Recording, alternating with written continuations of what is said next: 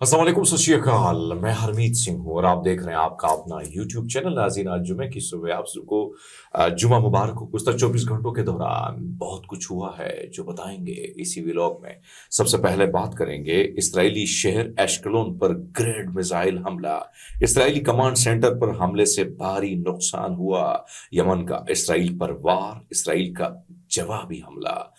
जिस तरीके से आप हमें सपोर्ट करते हैं और हमारी कोशिश होती है कि मिडल ईस्ट के हवाले से आपके सामने चीजें उसी तरह रखें, हमने हार नहीं मानी है। लगता है आप थोड़े बहुत मायूस हो चुके हैं।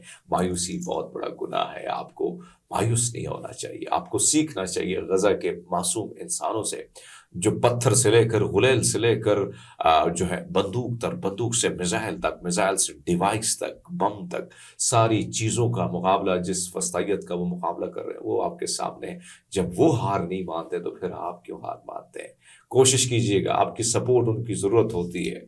हम आज भी लगे हैं, मुसलसल पाबंदियों के बावजूद मुख्तलिफ मुकदमात जो हम पर लग रहे हैं ऐसे नहीं लग रहे हैं, लेकिन हमने मजलूम की आवाज़ बुलंद करनी है। मजलूम का साथ देना है तो मजलूम का साथ मत छोड़िएगा, उनके साथ रहिएगा। फ़लस्तीनी मज़ाहमती ग्रुह ने तेल अवीव की हुकूमत के खिलाफ अपनी कार्रवाइयाँ जारी रखी हैं। गुज़श्ता 24 घंटों में प्रेस टीवी के मुताबिक शुमाली गजा की पट्टी में बैत लाबिया के मगरब में एक मरकावा टैंक के करीब एक इसराइली फौजी को हलाक किया गया। उसका हथियार भी जब्त कर लिया गया और टैंक के अंदर 2 दस्ती बम फेंक कर उसे भी तबाह कर दिया।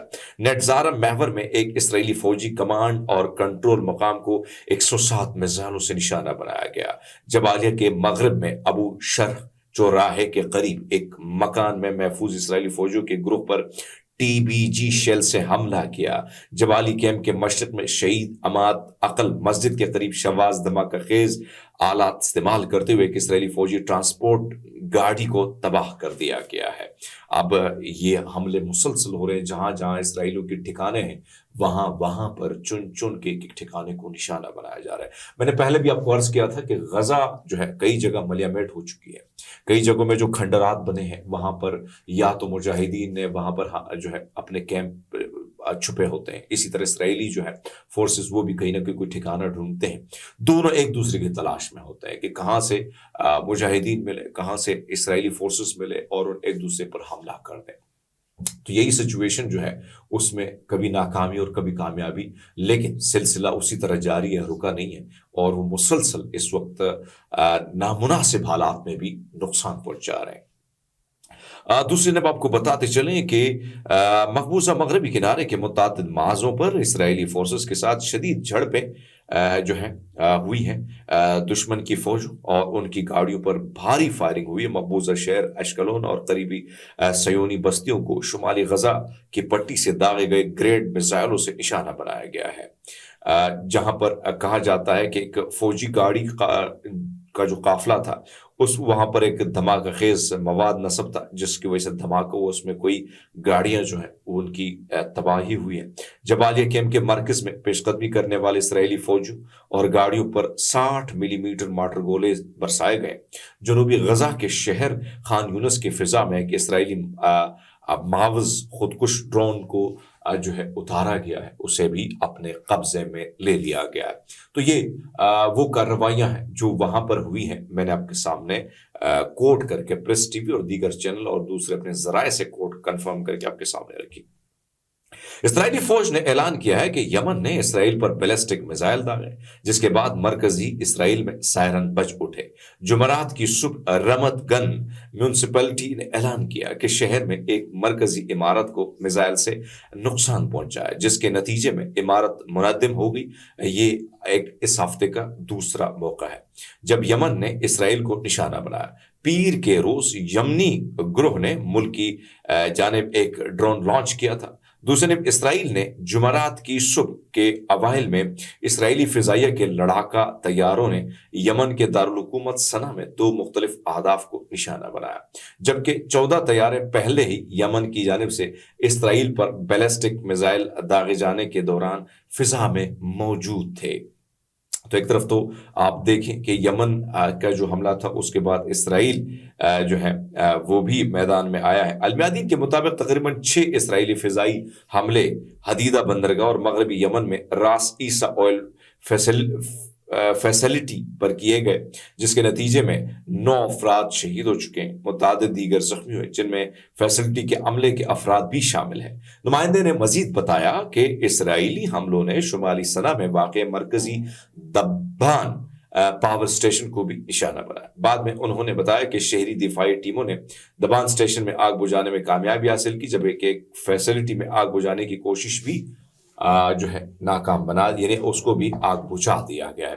تو ایک طرف تو یمن نے جو حملے کیے اس کے نقصانات بھی سامنے آئے، بیلسٹک انہوں نے جو میزائل پھینکا ہے، اور اس کے بعد پھر اسرائیل نے بھی اس کا بدلہ لیا ہے، تو وہ بدلہ بھی ہم نے آپ کے سامنے رکھا۔ غزہ کی وزارت صحت کے مطابق اسرائیلی قابض فوج نے 7 اکتوبر 2023 سے جاری اسرائیلی نسل کشی کے 439 یعنی 440 دن میں، ایک دن میں تھوڑا سا اوپر نیچے ہو رہا ہوں، معذرت چاہتا ہوں، کیونکہ مسلسل جو ہندسے آتے ہیں اوپر نیچے ہو جاتے ہیں، تو اس میں تقریباً ہو سکتا ہے 441 ہو۔ اس میں سے اگر ہندسے میں اوپر نیچے ہوتا تو اس کے لیے معذرت خواہ ہوں۔ 45,097 فلسطینی کو شہید کیا گیا ہے، 1,70,007,244 کو زخمی کر دیا گیا ہے۔ گزشتہ 24 گھنٹوں کے دوران اسرائیلی قابض فوج نے غزہ کی پٹی میں 3 قتل عام کی، جن میں 38 افراد شہید ہوئے۔ 3 قتل عام کا مطلب 3 خاندانوں کے خلاف انہوں نے آپریشن کیا ہے، 38 افراد کو شہید کیا گیا۔ یہ کتنا مشکل کام ہے نا، میرے لیے تو بڑا آسان ہو جاتا ہے کہ میں شہید کہہ دیتا ہوں، ایک گھر سے ایک لاش نکلتی ہے، کوئی آسان کام نہیں ہوتا ہے دوست، بہت مشکل ہوتا ہے، اور یہاں پہ لاش ہی لاش ہے، لاش ہی لاش ہے۔ 203 زخمی ہوئے ہیں، جبکہ کچھ زخمیوں کو چند جزوی طور پر فعال اسپتالوں میں منتقل کیا گیا۔ بہت سے افراد ملبے طلبے یا ان علاقوں میں پھنسے ہوئے ہیں جہاں ایمبولینس اور شہری دفاعی ٹیموں کی رسائی ممکن نہیں۔ المیادین کے مقبوضہ فلسطین کے نمائندے کے مطابق اسرائیلی قابض فوج نے شمالی غزہ میں کمان ادوان اسپتال کے قریب شدید توپخانے سے گولہ باری کی، جس کے نتیجے میں جو ہے وہاں پہ بھی کافی نقصان ہوا ہے۔ تقریباً 2 درجن امریکی قانون سازوں نے صدر جو بائیڈن کے سبکدوش ہونے انتظامیہ سے مطالبہ کیا کہ وہ غزہ کی پٹی پر اسرائیل کی جاری جنگ کے پیش نظر جارحانہ فوجی منتقلی کو معطل کر دے۔ یہ جنگ 14 ماہ سے زیادہ عرصے سے جاری ہے۔ یہ مطالبہ کانگریس مین گریگ کسار کی قیادت میں 20 قانون سازوں کے دستخط شدہ ایک خط میں کیا گیا، جس میں بائیڈن انتظامیہ نے اسرائیلی وزیر اعظم نیتن یاہو کی کابینہ کو خبردار کیا تھا کہ فلسطینیوں کو انسانی ہمدردی امداد بڑھانے کے لیے اقدامات کرے یا امریکی فوجی امداد پر نظر ثانی کے خطرے کا سامنا کریں۔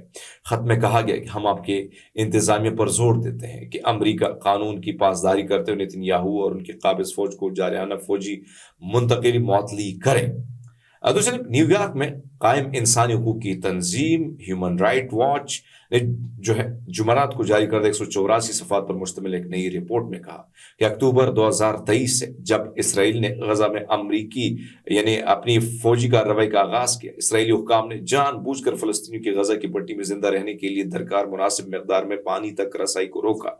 ہیومن رائٹس واچ نے کہ مشرق وسطی کے ڈائریکٹر لاما فقیہ نے ایک نیوز کانفرنس میں کہا کہ ہم نے یہ پایا کہ اسرائیلی حکومت غزہ میں فلسطینیوں کو زندہ رہنے کے لیے ضروری پانی سے محروم کر کے جان بوجھ کر انہیں قتل کر رہی ہے۔